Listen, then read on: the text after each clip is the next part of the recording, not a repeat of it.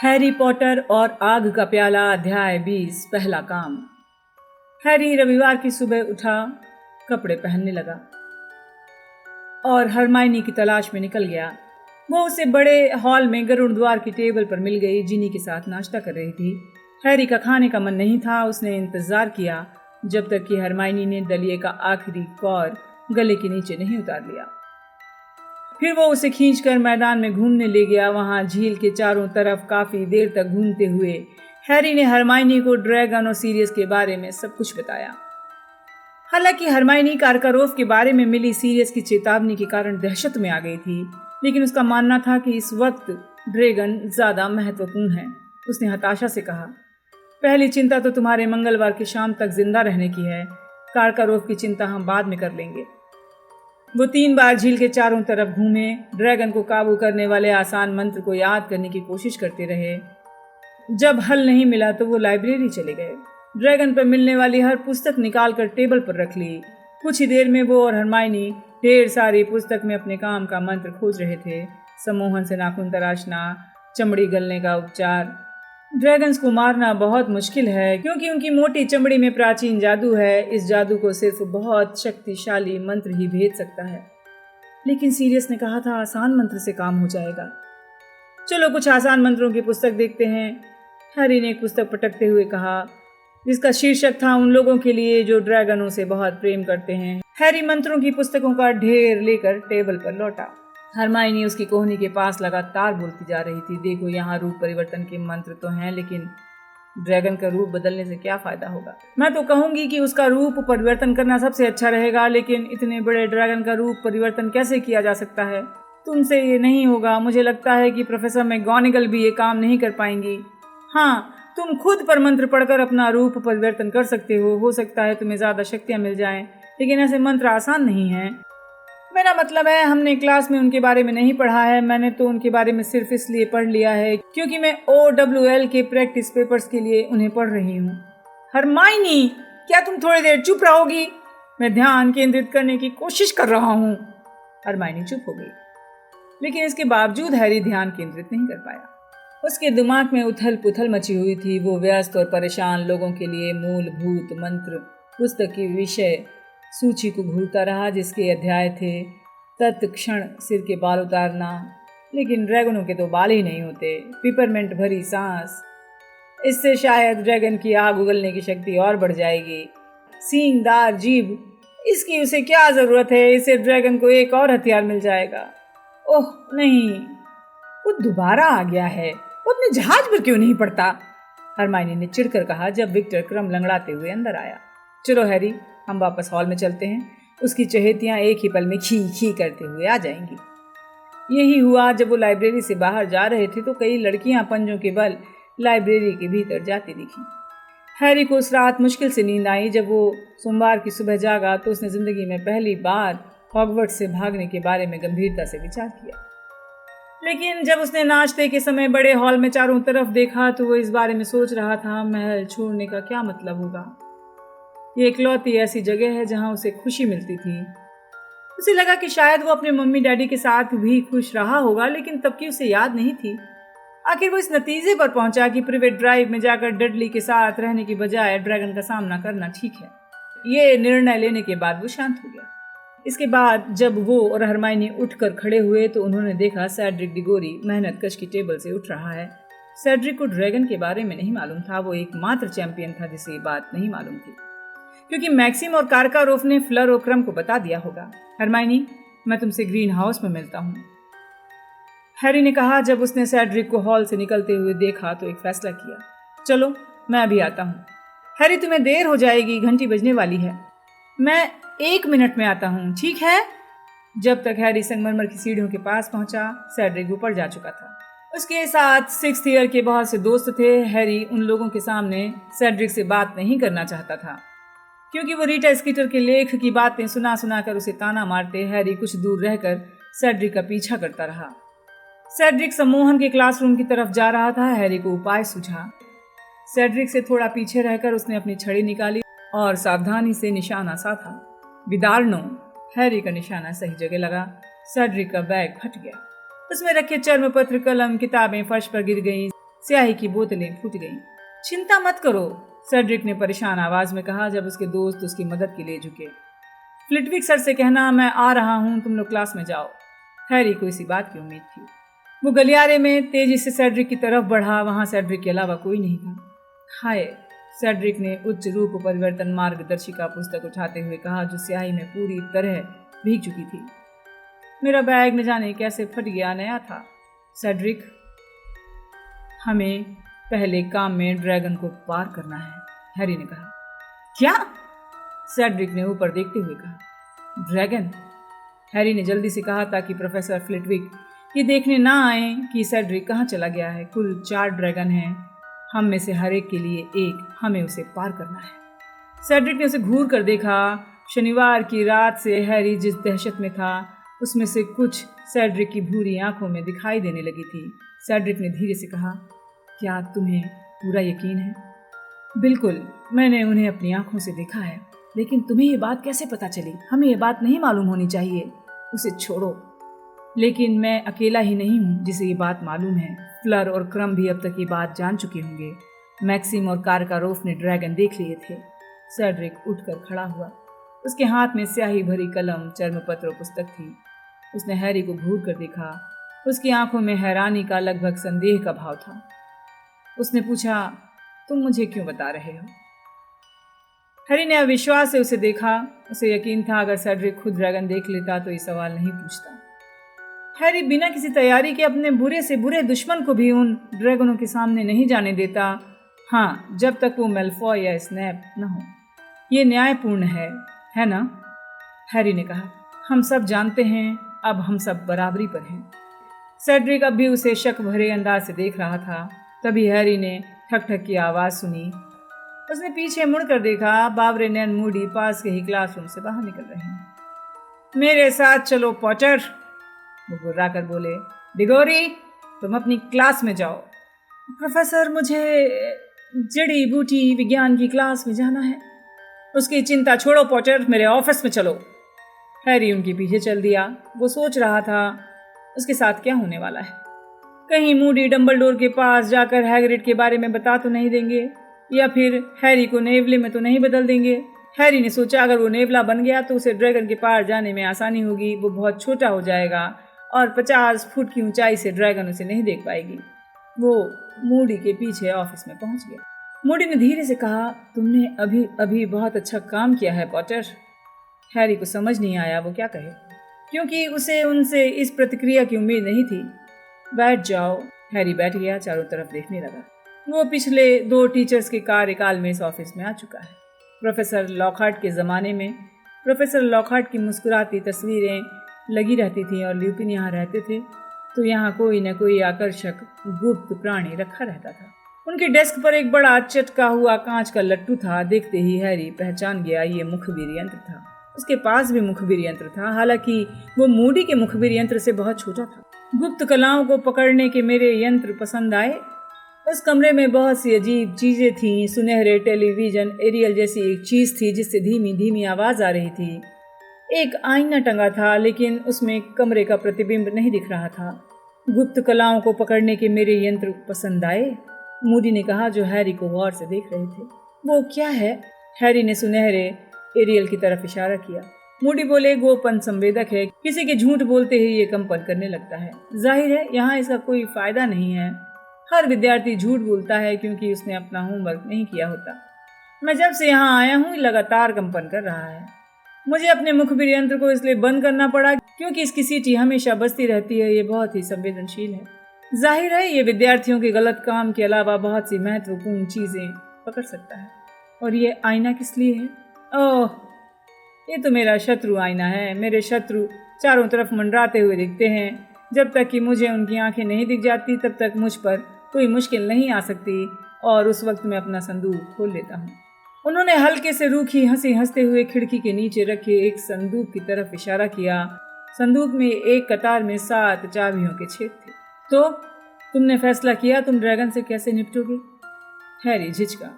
उसे इसी बात का डर था, लेकिन उसने सेड्रिक को नहीं बताया था और वो निश्चित रूप से मूडी को भी नहीं बताने वाला था कि हैग्रिड ने नियम तोड़े थे।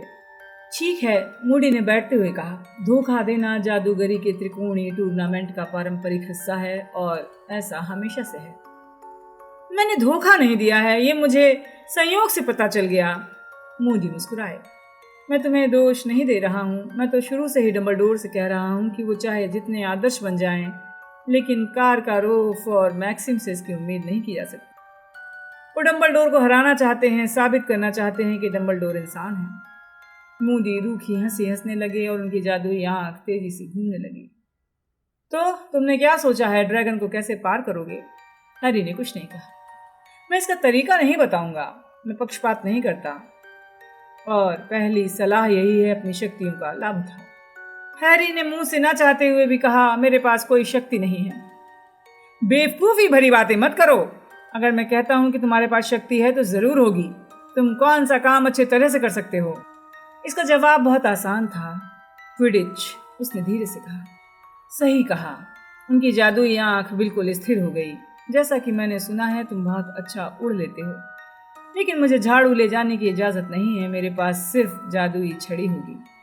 मेरी दूसरी सामान्य सलाह है कि जिस चीज की तुम्हें जरूरत है उसे पाने के लिए किसी आसान और अच्छे मंत्र का इस्तेमाल करो। हैरी ने मूर्खों की तरह उनकी तरफ देखा। उसे किस चीज की जरूरत थी? देखो लड़के, दोनों चीजों को जोड़ दो। ये काम करना खास मुश्किल नहीं है। हैरी तुरंत समझ गया। वो उड़ने में निपुण था, उसे ड्रैगन को पार करना था। इसके लिए उसे फायर बोल्ट की जरूरत थी और अपने फायर बोल्ट के लिए उसे हरमाइनी की जरूरत थी। 10 मिनट बाद हैरी ग्रीन हाउस नंबर 3 में भागते हुए घुसा। हैरी ने प्रोफेसर स्प्राउट से माफी मांगी। उनके पास से निकलते हुए हरमाइनी के पास पहुंचा। हरमाइनी, मुझे तुम्हारी मदद की जरूरत है।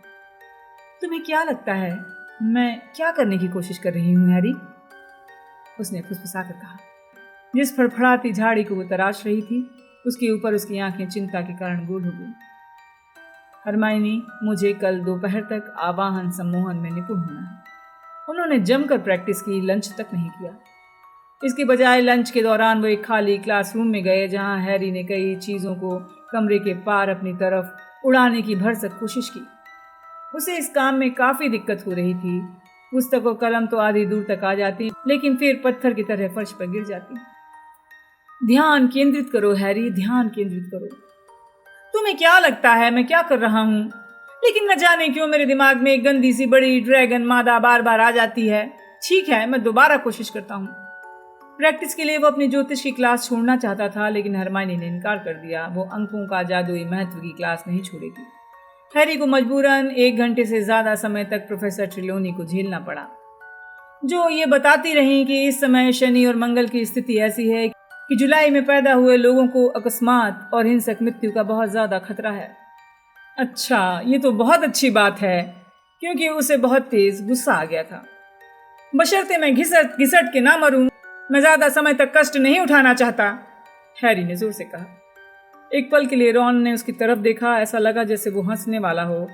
उसने कई दिनों बाद हैरी से नजरें मिलाई थी, लेकिन हैरी रॉन से इतना चिढ़ने लगा था कि उसे इस बात की परवाह नहीं थी। बाकी की क्लास में हैरी अपनी टेबल के नीचे छोटी छोटी चीजों को अपनी छड़ी से आकर्षित करने की कोशिश करता रहा। एक मक्खी सीधे उसके हाथ पर आकर बैठ गई। हालांकि हैरी को भरोसा नहीं था कि यह आवाहन सम्मोहन के कारण हुआ। शायद मक्खी मूर्ख थी। ज्योतिष की क्लास के बाद उसने थोड़ा सा खाना खाया। हरमाइनी के साथ खाली क्लासरूम में गया। टीचर्स की नजरों से बचने के लिए अदृश्य चोगा पहन लिया। वे आधी रात तक प्रैक्टिस करते रहे। वो और ज्यादा समय तक रुकते, लेकिन तभी पीव्स आ गया। उसे लगा हैरी ये चाहता है कि उसकी तरफ चीजें फेंकी जाएं, इसलिए वो हैरी की तरफ कुर्सियां फेंकने लगा।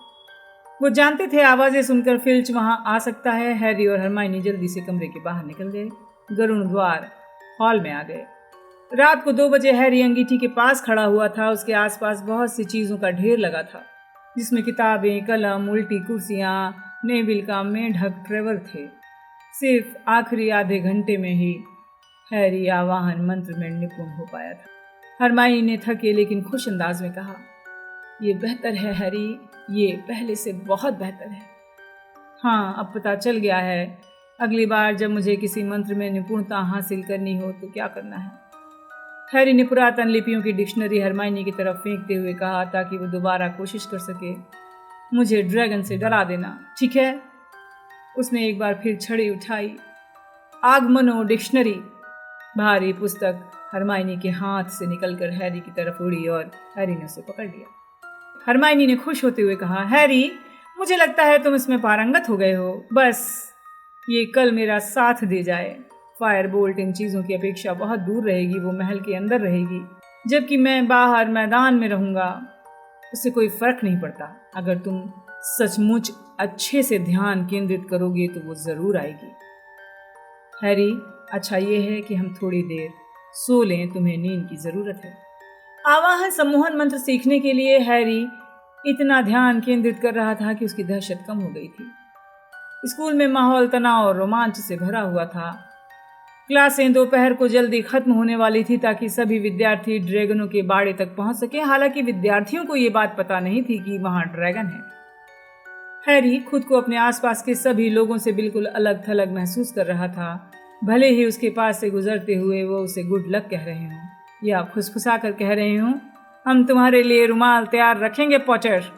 वो इतना ज़्यादा घबरा रहा था कि उसने सोचा कहीं ड्रैगन को देखते ही वो पागल ना हो जाए और अपने आसपास दिखने वाले हर व्यक्ति को शाप न देने लगे। समय अजीब तरीके से चल रहा था। उसे एक पल के लिए लगा कि वो अपनी पहली क्लास जादू का इतिहास में बैठा था और दूसरे ही पल वो लंच करने के लिए जा रहा था। और फिर सुबह चली गई थी। ड्रैगन विहीन आखिरी घंटे कहाँ चले गए थे? प्रोफेसर मैगोनिकल बड़े हॉल में जल्दी से उसके पास आ रही थीं। बहुत से विद्यार्थी उन्हें देख रहे थे। पॉटर, चैंपियनों को मैदान में पहुंचना है, तुम्हें अपने काम की तैयारी करनी है। ठीक है, हैरी ने खड़े होते हुए कहा। उसका कांटा छन्न की आवाज़ के साथ प्लेट में गिर गया। गुड लक हैरी, सब ठीक हो जाएगा, हरमाइनी ने फुसफुसा कर कहा। वो प्रोफेसर मैगोनिकल के साथ बड़े हॉल से बाहर निकला, यहाँ तक कि वो भी उसे आज काफ़ी अलग दिख रही थी। दरअसल वो भी हरमाइनी जितनी चिंतित थी। जब वो उसके साथ पत्थर की सीढ़ियों पर नीचे उतरी और नवंबर की सर्द धूप में बाहर निकली तो उन्होंने हैरी के कंधे पर हाथ रखा। वो बोली, दहशत में मत आना, बस अपने दिमाग को ठंडा रखना। अगर स्थिति बिगड़ती है तो उसे संभालने के लिए जादूगर पास रहेंगे। खास बात यह है, तुम अपनी सर्वश्रेष्ठ कोशिश करना। तुम हार भी गए तो तुम्हारे बारे में कोई बुरी राय नहीं रखेगा। तुम ठीक तो हो? हाँ, मैं बिल्कुल ठीक हूँ, हैरी ने खुद को कहते पाया। वे उसे जंगल के किनारे से घुमाकर ड्रैगनों के अहाते की तरफ ले जा रही थी। हैरी ने देखा ड्रैगनों के अहाते को छिपाने के लिए एक तंबू लगाया गया है ताकि चैंपियनों को ड्रैगन नजर ना आए। तुम्हें बाकी चैंपियनों के साथ इस तंबू में जाना है, प्रोफेसर मैगोनिकल ने कहा। थोड़ी कांपती आवाज में कहा, अपनी बारी का इंतजार करना पॉटर, मिस्टर बैगमैन अंदर है, वो तुम्हें बताएंगे कब क्या करना है। गुड लक, धन्यवाद, हैरी ने कहा। उसे अपनी आवाज अजनबी लग रही थी। फ्लर डेलाकोर एक कोने में लकड़ी के स्टूल पर बैठी थी। आज वो शांत नहीं दिख रही थी। उसका चेहरा पीला और पसीना पसीना दिख रहा था। विक्टर क्रम ज्यादा ही चिड़चिड़ा लग रहा था। हैरी को लगा घबराहट के कारण होगा। सेड्रिक इधर उधर टहल रहा था। हैरी के भीतर आते समय सेड्रिक धीरे से मुस्कुराया। हैरी भी मुस्कुराया। हैरी, बहुत बढ़िया, अंदर आ जाओ, अंदर आ जाओ, थोड़ी देर आराम कर लो, बैगमैन ने खुश होकर उसे देखते हुए कहा। पीले चेहरे वाले चैंपियनों के बीच खड़े हुए बैगमैन किसी कार्टून जैसे लग रहे थे। उन्होंने आज अपना ततैये वाला दुशाला पहन रखा था। बैगमैन ने उत्साह से कहा, सभी चैंपियन आ चुके हैं, आप लोगों को कुछ बातें बतानी हैं। जब दर्शक बैठ जाएंगे तो मैं आपके सामने बैग रखूंगा। उन्होंने रेशम का एक छोटा बैगनी बैग उठाकर दिखाया, जिसमें से आप उस चीज का छोटा मॉडल चुनेंगे जिसका आपको सामना करना है। अलग अलग प्रजातियों के हैं। मैं आपको कुछ और बातें भी बताना चाहता हूँ। आपका काम सुनहरे अंडे को उठा कर लाना है। हैरी ने बाकी चैंपियनों की तरफ देखा।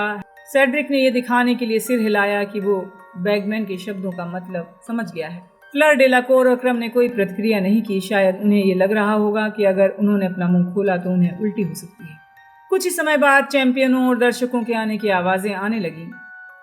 हैरी को लगा कि एक सेकंड बाद ही बैगमैन रेशम के बैगनी बैग को खोल रहे हैं। पहले महिलाएं। उन्होंने फ्लर डेलाकोर की तरफ बैग बढ़ाते हुए कहा। फ्लर ने बैग में कांपता हुआ हाथ डाला और एक ड्रैगन का छोटा सा मॉडल निकाला। Welsh green. इसी गर्दन में डले कार्ड पर 2 लिखा था। फ्लर के चेहरे पर हैरानी का नहीं बल्कि संकल्प का भाव था। हैरी समझ गया, उसका अंदाजा सही था। मैडम मैक्सिम ने फ्लर को बता दिया था पहला काम क्या है। क्रम के बारे में भी यही बात सच थी। उसने लाल चाइनीज फायर बॉल के मॉडल को बाहर निकाला। उसकी गर्दन में डले कार्ड पर 3 लिखा था। उसने पलकें नहीं झपकाई, बस लगातार जमीन को घूर कर देखता रहा। फिर सेड्रिक ने बैग में हाथ डाला और नीले भूरे स्वीडिश शॉर्ट स्नाउट के मॉडल को बाहर निकाला, जिसकी गर्दन के कार्ड पर 1 लिखा था। हैरी जानता था क्या बचा है। हंगेरियन हॉर्नटेल को उसने हाथ डालकर बाहर खींचा, जिसकी गर्दन वाले कार्ड पर 4 लिखा था। जब उसने ड्रैगन की तरफ देखा तो ड्रैगन ने पंख फैलाए और अपने छोटे छोटे दांत दिखाने लगे। तो ठीक है, बैगमैन बोले, अब आप सभी ने ड्रैगन के जिस मॉडल को बाहर निकाला है उसी का सामना करना है। नंबर लिखे हुए हैं, आपको इसी क्रम में ड्रैगन का सामना करना है। मैं आपको छोड़कर अब जाता हूँ, मुझे कमेंट्री करनी है। मिस्टर डिगोरी, आपको सबसे पहले जाना है। बस सीटी की आवाज़ सुनते ही अहाते में बाहर चले जाना, ठीक है? अच्छा हैरी, 1 मिनट सुनो, बाहर चलोगे? हाँ, हैरी ने सूनेपन से कहा। बैगमैन के साथ तंबू के बाहर गया। बैगमैन उसे पेड़ों के बीच में कुछ दूर ले गए और फिर अपने चेहरे पर पिता जैसा भाव लेकर उसकी तरफ मुड़े। हैरी, ठीक तो लग रहा है, क्या मैं तुम्हारी कोई मदद कर सकता हूँ? क्या? नहीं, मुझे कोई मदद नहीं चाहिए। तुम्हारे दिमाग में कोई योजना है? अगर तुम चाहो तो मैं तुम्हें कुछ उपाय सिखा सकता हूँ। तुम सबसे छोटे चैंपियन हो हैरी, अगर तुम्हें किसी तरह की मदद की ज़रूरत हो तो इशारा करो। नहीं, हैरी ने तपाक से कह तो दिया, लेकिन फिर उसे लगा कि बैगमैन इस सपाट जवाब का बुरा मान सकते हैं।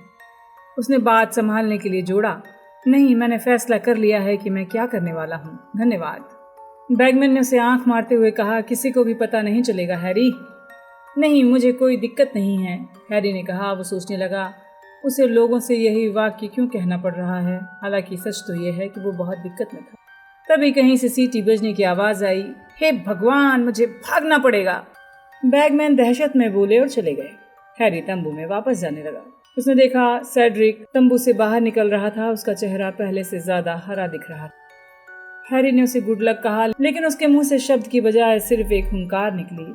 हैरी तंबू में फ्लर और क्रम के पास चला गया। कुछ सेकंड बाद उन्हें दर्शकों का कोलाहल सुनाई पड़ा, जिसका मतलब था सेड्रिक अहाते में आ गया है और ड्रैगन के सामने पहुंच गया है। तंबू में बैठकर दर्शकों का शोर सुनना बहुत डरावना था। जब सेड्रिक स्वीडिश शॉर्ट स्नाउट को पार करने की कोशिश कर रहा था, दर्शक चीख रहे थे, चिल्ला रहे थे, आह भर रहे थे। क्रम जमीन को घूर रहा था। उधर बैगमैन की कमेंट्री के कारण हैरी का डर और बढ़ रहा था। हैरी के मन में भयंकर तस्वीरें आ गई जब उसने सुना, ओह बाल बाल बचे, बहुत करीबी मामला था, वो कितना बड़ा जोखिम ले रहा है, चतुर चाल, अफसोस ये काम नहीं आई। और फिर लगभग 15 मिनट बाद हैरी को कान फोड़ू शोर सुनाई पड़ा, जिसका मतलब सिर्फ ये हो सकता था, सेड्रिक ने ड्रैगन को पार करके सुनहरा अंडा उठा लिया है। बहुत ही बढ़िया, और अब निर्णायक अपना अंक दिखाएंगे। बैगमैन ने चिल्लाकर सेड्रिक के अंक नहीं बताए। हैरी को लगा निर्णायक अंक तख्तियों पर लिखकर दर्शकों को दिखा रहे होंगे। 1 हो गया, अब 3 बचे हैं, बैगमैन चिल्लाए। सीटी दोबारा बजी। मिस डेलाकोर, अब आपकी बारी है। फ्लर सिर से पैर तक कांप रही थी। हाथ में छड़ी पकड़कर तंबू से बाहर निकली। हैरी के मन में उसके प्रति सहानुभूति का सैलाब था। फिर वही प्रक्रिया शुरू हुई। ओह, मुझे यकीन नहीं, ये काम समझदारी भरा था, उन्हें बैगमैन की खुशी भरी आवाज़ सुनाई दी। ओह, मामला बहुत नज़दीकी था, अब सावधान रहना। हे भगवान, मैंने सोचा था इससे काम बन जाएगा। 10 मिनट बाद हैरी को एक बार फिर दर्शकों की तालियों का जोरदार शोर सुनाई दिया। फ्लर भी सफल हो गई होगी। कुछ देर तक खामोशी छाई रही। हैरी ने सोचा शायद निर्णायक फ्लर के अंक दिखा रहे होंगे। फिर तेज तालियां बजी और फिर तीसरी बार सीटी। अब आ रहे हैं मिस्टर क्रम, बैगमैन चिल्लाए और क्रम लगड़ाते हुए बाहर चला गया। अब हैरी तंबू में अकेला था। उसका ध्यान अपने शरीर पर गया। उसका दिल तेजी से धड़क रहा था और उंगलियां डर के मारे सुन्न पड़ गई थीं। बैगमैन चिल्ला रहे थे, बहुत दिलेरी का काम। हैरी को चाइनीज फायर बॉल की भयंकर चीख सुनाई दी। वो बहुत जोखिम ले रहा है। और हाँ, उसने अंडा उठा लिया। तालियों ने सर्द हवा को नाजुक शीशे की तरह तोड़ दिया। क्रम ने अपना काम पूरा किया। अब किसी भी पल हैरी की बारी आ सकती है। हैरी उठकर खड़ा हुआ, उसके पैर कांप रहे। वो तंबू से बाहर निकला। जब वो अहाते की फेंस की दरार में से होकर जा रहा था तो उसके मन में दहशत के सिवाय कुछ नहीं था। उसने अपने सामने की हर चीज को इस तरह देखा जैसे कोई रंगीन सपना दिख रहा हो। जहां खड़े होकर उसने उस रात ड्रैगन देखे थे, वहां जादू से दर्शक दीर्घाएं बना दी गई थी और अहाते के दूसरे छोर पर हॉर्न टेल भी थी। वो अपने अंडों पर झुकी हुई थी। उसके पंख आधे खुले हुए थे। उसकी शैतानी पीली आंखें हैरी पर थी। हैरी को पता नहीं था कि दर्शकों का शोर दोस्ताना था या नहीं, और दरअसल उसको परवाह भी नहीं थी। अब वो काम करने का वक्त आ गया है जो उसे करना था। अब उसे अपनी झाड़ू पर ध्यान केंद्रित करना था। सिर्फ वही उसे बचा सकती थी। उसने अपनी छड़ी उठाई। आगमनो फायर बोल्ट, वो चिल्लाया। उसने इंतजार किया। उसका पोर पोर उम्मीद और प्रार्थना कर रहा था, अगर ये उपाय सफल नहीं हुआ, अगर फायर बोल्ट नहीं आई तो क्या होगा। और फिर उसे फायर बोल्ट की आवाज सुनाई दी। वो उसके पीछे से तेज गति से उड़कर आ रही थी। उसने मुड़कर देखा कि फायर बोल्ट जंगल के किनारे से घूमकर अहाते में आई और उसके पास आकर बीच हवा में रुक गई। बैगमैन चिल्लाकर कुछ बोल रहे थे, लेकिन हैरी के कान सही तरह से काम नहीं कर रहे थे। अब सुनना महत्वपूर्ण नहीं था। उसने अपना पैर झाड़ू पर डाला, जमीन पर पैर मारकर हवा में उठ गया और एक पल बाद चमत्कार हो गया। वो ऊपर उड़ा तो हवा उसके बालों के बीच से निकली। दर्शकों के चेहरे सुइयों से बने छोटे छोटे सुराखों की तरह दिख रहे थे। हॉर्नटेल किसी कुत्ते जितनी छोटी दिख रही थी। ऊपर पहुंच जाने के बाद उसे एहसास हुआ वो न सिर्फ जमीन को अपने पीछे छोड़ आया है, बल्कि डर भी छोड़ आया। वो अपने जाने पहचाने माहौल में था। ये एक क्विडिच मैच था, सिर्फ एक मैच, और हॉर्नटेल एक विरोधी चीज। उसने नीचे रखे अंडे की तरफ देखा। सुनहरा अंडा दिख गया। हैरी ने खुद से कहा, ठीक है, ध्यान भटकाने की नीति अपनानी होगी, चलो। उसने गोता लगाया। हॉर्नटेल का सिर उसकी दिशा में हिला। हैरी समझ गया वो क्या करने वाली है। उस समय रहते मुड़ गया। ड्रैगन ने आग की लपट ठीक उस जगह पर फेंकी थी जहां हैरी मुड़ने से पहले था। हैरी को परवाह नहीं थी।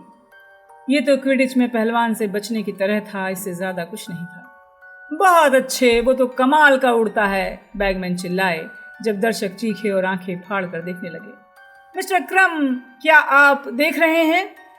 हैरी और ऊंचाई पर जाकर एक गोले में उड़ने लगा। हॉर्नटेल अब उसकी तरफ देख रही थी। उसका सिर उसकी लंबी गर्दन पर घूम रहा था। हैरी ने सोचा, अगर हॉर्नटेल का सिर इसी तरह गोल गोल घूमता रहेगा तो वो चकरा जाएगा, लेकिन हॉर्नटेल को ज़्यादा सताना ठीक नहीं है, वरना वो आग उगलने लगेगी। जैसे ही हॉर्नटेल ने अपना मुंह खोला, हैरी नीचे आ गया, लेकिन इस बार उसकी किस्मत अच्छी नहीं थी। वो लपटों से तो बच गया, लेकिन हॉर्नटेल की पूंछ ऊपर हो गई और जब हैरी बाईं तरफ मुड़ा तो पूंछ की सींगदार नोक उसे कंधे से छू गई। उसका दुशाला फट गया। उसे दर्द हुआ। दर्शकों की चीखें और आहें सुनाई पड़ी, लेकिन घाव गहरा नहीं था।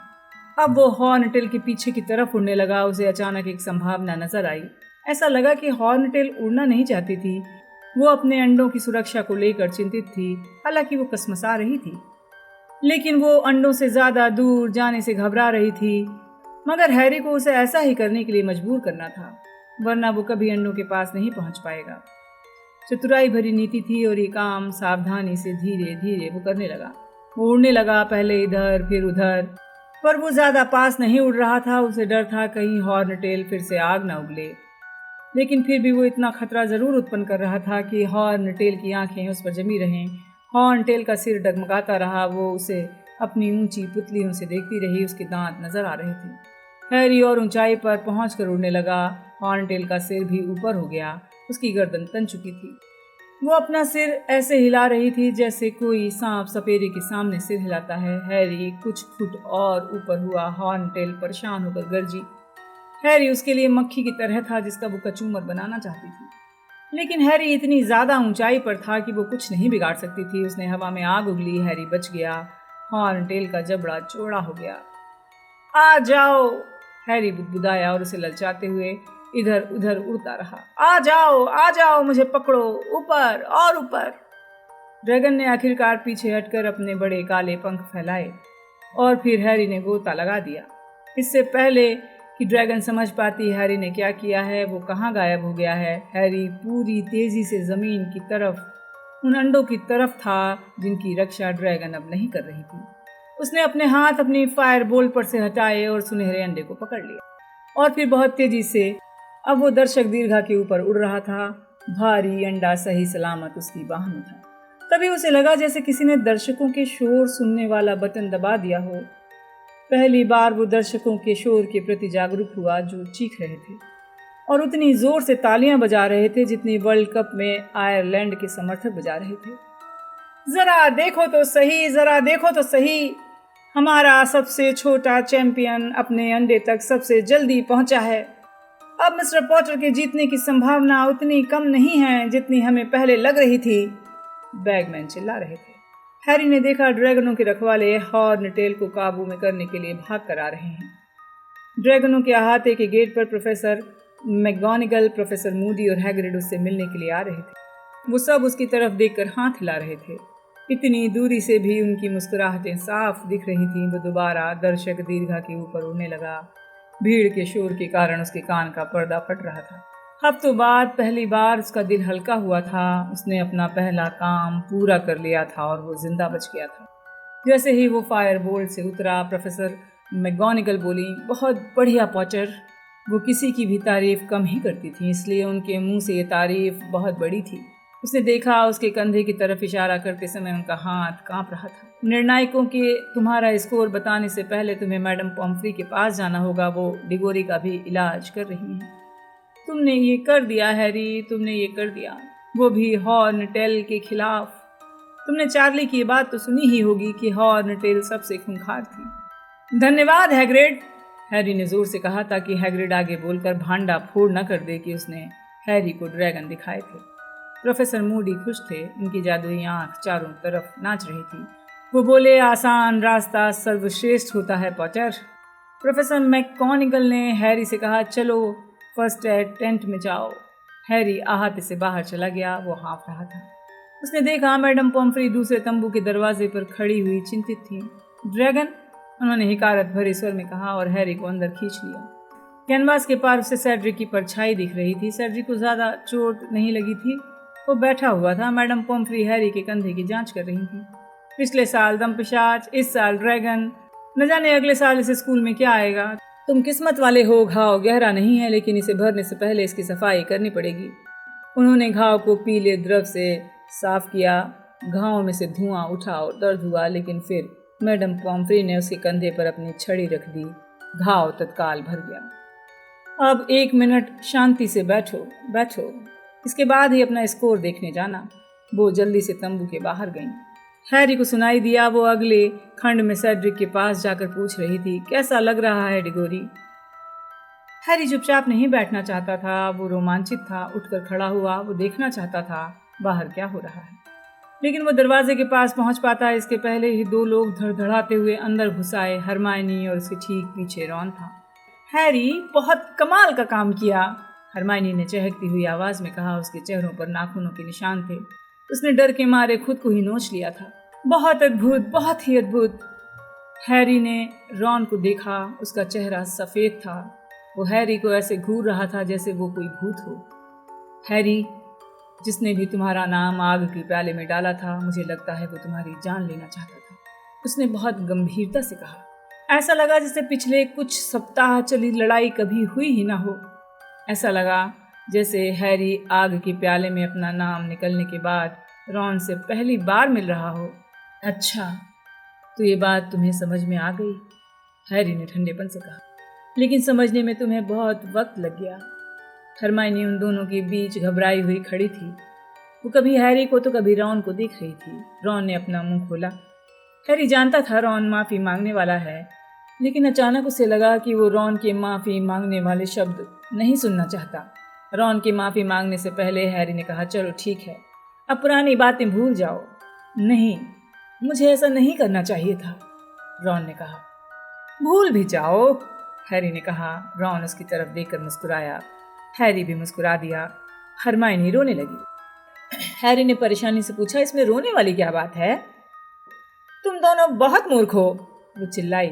उसने अपने पैर जमीन पर पटके, उसके आंसू उसके दुशाले पर टपकने लगे। फिर इससे पहले कि उनमें से कोई उसे रोक पाता, हरमाइनी ने उन दोनों को जल्दी से गले लगाया, जोर जोर से सुबकती हुई वहां से भाग गई। पागल है हैरी, चलो, वो तुम्हारा स्कोर दिखाने वाले होंगे, रॉन ने अपना सिर हिलाते हुए कहा। अपने सुनहरे अंडे और फायर बोल्ट को उठाते हुए हैरी तंबू से बाहर चला गया। 1 घंटे पहले वो सोच भी नहीं सकता था उसे इतनी खुशी मिल सकती है। रॉन उसकी बगल में तेजी से बोलता जा रहा था। तुमने ये काम सबसे बढ़िया तरीके से किया है, तुम्हारे आसपास कोई भी नहीं आ सकता। सेड्रिक ने अजीब चीज की थी। उसने एक चट्टान का रूप परिवर्तन करके उसे कुत्ते में बदल दिया था। वो कोशिश कर रहा था कि ड्रैगन उसके बजाय कुत्ते के पीछे पड़ जाए। बहुत बढ़िया रूप परिवर्तन था, कुछ हद तक कारगर भी था, क्योंकि सेड्रिक ने अंडा उठा लिया, लेकिन सेड्रिक जल भी गया क्योंकि ड्रैगन ने आधी दूर जाने के बाद अपना इरादा बदल दिया और फैसला किया कि वो कुत्ते की बजाय सेड्रिक का पीछा करेगी। वो मुश्किल से बच पाया है। फिर फ्लर की बारी थी। उसने सम्मोहन करने की कोशिश की। मुझे लगता है कि वो उसे मदहोश करने की कोशिश कर रही थी।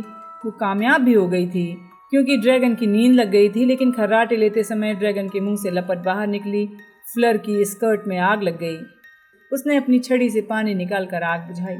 और फिर क्रम की बारी आई। तुम यकीन नहीं करोगे, लेकिन उसने उड़ने के बारे में सोचा भी नहीं। तुम्हारे बाद शायद उसी ने सबसे अच्छा काम किया था। उसने ड्रैगन की आंख में किसी तरह का मंत्र मारा था। दिक्कत ये थी, ड्रैगन दर्द के मारे इधर उधर डगमगाने लगी। उसने अपने आधे अंडे कुचल डाले। इसके लिए क्रम के नंबर काट लिए गए हैं क्योंकि उसे अंडों को कोई नुकसान नहीं होने देना था। जब रॉन और हैरी अहाते के कोने तक पहुंचे तो रॉन ने गहरी सांस ली। अब हॉर्न टेल को ले जाया जा चुका था। हर निर्णायक 10 में से अंक देगा, रॉन ने कहा। हैरी ने ऊपर देखते हुए पहले निर्णायक को देखा, मैडम मैक्सिम। उन्होंने अपनी छड़ी हवा में उठाई। उससे एक लंबी रिबन जैसी सफेद चीज उड़ी जिसने घूमकर खुद को 8 के बड़े अंक में बदल लिया। बुरा नहीं है, रॉन ने कहा जब दर्शकों ने तालियां बजाईं। मुझे लगता है उन्होंने तुम्हारे कंधे की चोट के नंबर काटे होंगे। इसके बाद मिस्टर क्राउच की बारी आई। उन्होंने हवा में 9 का अंक दिखाया। बहुत बढ़िया, रॉन चिल्लाया। उसने हैरी की पीठ ठूंकी। फिर डंबलडोर की बारी आई। उन्होंने 9 अंक दिए। दर्शक पहले से ज्यादा जोर से तालियां बजा रहे थे। लूडो बैगमैन 10 हैरी ने अविश्वास से कहा। लेकिन मुझे चोट लगी थी, वो क्या कर रहे हैं? हैरी, शिकायत मत करो, रॉन रोमांच से चिल्लाया। और फिर कारकारोफ ने अपनी छड़ी उठाई। वो एक पल के लिए रुके और फिर उनकी छड़ी से अंक निकला 4। क्या? रॉन गुस्से से चिल्लाया। 4? घटिया आदमी, तुमने क्रम को तो 10 नंबर दिए थे। लेकिन हैरी को परवाह नहीं थी। उसकी तरफ से रॉन का गुस्सा ही उसके लिए 100 नंबरों के बराबर था। जाहिर है उसने रॉन को ये नहीं बताया, लेकिन जब वो अहाते से जाने के लिए मुड़ा तो उसका दिल काफी हल्का हो गया था। और ये सिर्फ रॉन के कारण नहीं था। दर्शकों में सिर्फ गरुण द्वार के विद्यार्थी ही तालियां नहीं बजा रहे थे। जब उन्होंने देखा हैरी किस चीज का सामना कर रहा है तो ज्यादातर विद्यार्थी सेड्रिक के साथ उसका भी समर्थन कर रहे थे। नाग शक्तियों के विद्यार्थियों की उसे परवाह नहीं थी। वो उनके तानों को आराम से झेल सकता था। तुम पहले स्थान पर आ गए हो हैरी, तुम्हारे और क्रम दोनों के नंबर बराबर हैं, चार्ली वीजली ने कहा, जो उनसे मिलने के लिए तेजी से पास आ रहा था। जब वो स्कूल की तरफ वापस जाने लगे, सुनो, मैं जल्दी से जाता हूँ, मुझे जाकर मम्मी को उल्लू भेजना है। मैंने वादा किया था उन्हें पहले काम के बारे में बताऊंगा, लेकिन ये तो अविश्वसनीय था। ओह हाँ, और बैगमैन ने मुझसे कहा है कि तुम्हें यहाँ पर कुछ देर और रुकना है। बैगमैन तुम्हें चैंपियनों के तंबू में बुला रहे हैं। रॉन ने कहा कि वो बाहर रुककर हैरी के लौटने का इंतजार करेगा। हैरी दोबारा तंबू में गया। तंबू बहुत अलग लग रहा था, बहुत दोस्ताना उसका स्वागत करता महसूस हो रहा था। फ्लर, सेड्रिक और क्रम एक साथ अंदर आए। सेड्रिक के चेहरे के एक हिस्से पर नारंगी क्रीम की मोटी परत थी ताकि उसकी जलन ठीक हो जाए। जैसे ही उसने हैरी को देखा वो मुस्कुरा दिया। बहुत बढ़िया हैरी, और तुम भी, हैरी ने मुस्कुराते हुए कहा। बहुत बढ़िया, आप सभी का प्रदर्शन बहुत बढ़िया था, लूडो बैगमैन ने तंबू में फुदकते हुए कहा। वो इतने खुश दिख रहे थे जैसे उन्होंने भी अभी अभी ड्रैगन पार किया हो। अब मैं जल्दी से आप लोगों को कुछ बातें बता देता हूँ। दूसरे काम से पहले आपको आराम का काफ़ी वक्त मिलेगा। आप लोगों के हाथ में जो सोने के अंडे हैं उन्हें गौर से देखिए, वो खुल सकते हैं। आपको इन अंडों में लगे कब्जे दिख रहे हैं। आपको अंडे के अंदर सुराग को समझना होगा, क्योंकि उसी से आपको पता चलेगा कि दूसरा काम क्या है। और आपको उसके लिए क्या तैयारी करनी है, सब लोग समझ गए? अच्छा, तो आप लोग जा सकते हैं। हैरी तंबू से बाहर निकला और फिर रॉन के पास पहुंच गया। चलते चलते रॉन बहुत सी बातें बता रहा था। हैरी विस्तार से जानना चाहता था बाकी चैंपियनों ने क्या क्या किया था। जब वो पेड़ों के झुरमुट के पास पहुंचे जहां हैरी ने सबसे पहले ड्रैगन की गरज सुनी थी, तो एक जादूगरनी अचानक पेड़ों के पीछे से बाहर निकली। वो रीटा स्कीटर थी। आज वो हरे दुशाले में थी। बधाई हैरी, उन्होंने उसकी तरफ देखकर मुस्कुराते हुए कहा। तुम्हें उस ड्रैगन का सामना करते हुए कैसा महसूस हुआ और तुम्हें स्कोरिंग के अन्याय के बारे में कैसा लग रहा है? ज्यादा नहीं बताओगे तो भी चलेगा, सिर्फ 2 शब्द काफी होंगे। हाँ, मैं आपसे 2 शब्द कह सकता हूँ, हैरी ने गुस्से में कहा। Goodbye. और फिर वो रॉन के साथ महल की तरफ चल दिया।